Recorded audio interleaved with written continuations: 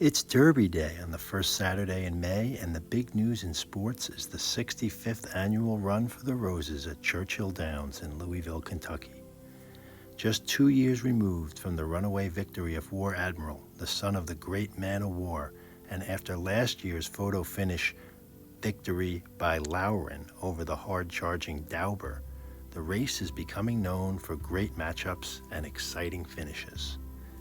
But for Bergen County baseball fans, the focus is on a great matchup and exciting finish of their own.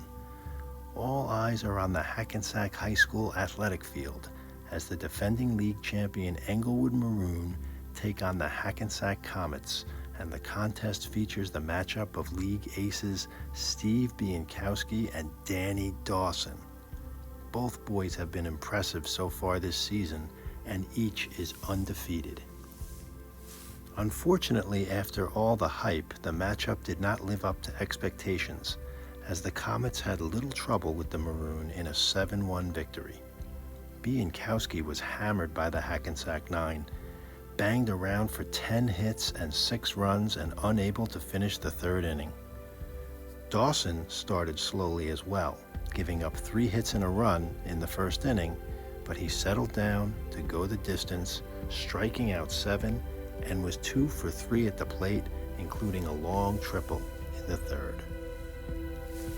With so much attention centered around the matchup between the perennial league powers, it was easy to overlook the fact that it was Cliffside Park who was putting together the better season. They faced Tenafly that day, an impressive team in their own right, coming off a surprise win against Hackensack in their last outing. Coach Bill Bunn of Tenafly used 4 pitchers, but could not stop the relentless Cliffside attack as they banged out 14 hits and benefited from 7 Tenafly errors.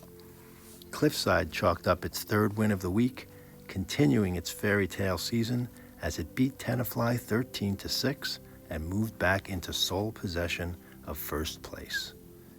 Trying to keep pace with the league leaders has been a struggle for Teaneck, as Coach Knapp is now resigned to the fact that his Highwaymen will only go as far as Jim Sloan's right arm can take them, and with 8 games left on the league schedule, it's hard to imagine he can pitch every inning of every game left this season. The week concludes with Rutherford taking on Leonia and Teaneck traveling to lowly Ridgefield Park. Surprisingly, Rutherford's suspect pitching held up as Walt Schneider, who was on the hill and leading 7-3 going into the last inning, faltered and was replaced by Bob Schwartzlow, who retired the side and sealed the 7-6 win. The loss was charged to Leonia ace Rudy Jaeger, who despite a sore arm went the distance and struck out 12 with only 2 walks. Sloan, who was rested after a brief appearance in the loss to Cliffside Park, threw a complete Game 3 hitter and struck out 11 en route to an 8-4 Teaneck victory over Ridgefield Park. Ant Cordero and Johnny Mangini each collected 2 hits, and Johnny Thompson scored 2 runs as the Highwaymen jumped all over the Scarlet Hurlers early before Ridgefield Park brought in ace Al Deuce, who held the Teaneck bats scoreless over the final 3 innings. As the first week of May drew to a close, the undisputed leader of the pack was Coach Nick Burrell's Cliffside Park Nine. They will face their stiffest test of the season this week, however, when they send their best pitcher, Vince Mullins, to face off against Hackensack and lefty ace Danny Dawson.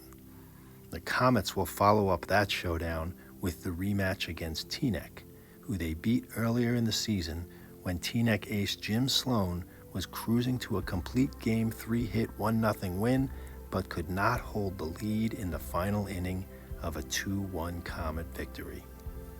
Revenge will certainly be on the minds of the Highwaymen, in addition to proving they belong with the top teams in the NNJIL.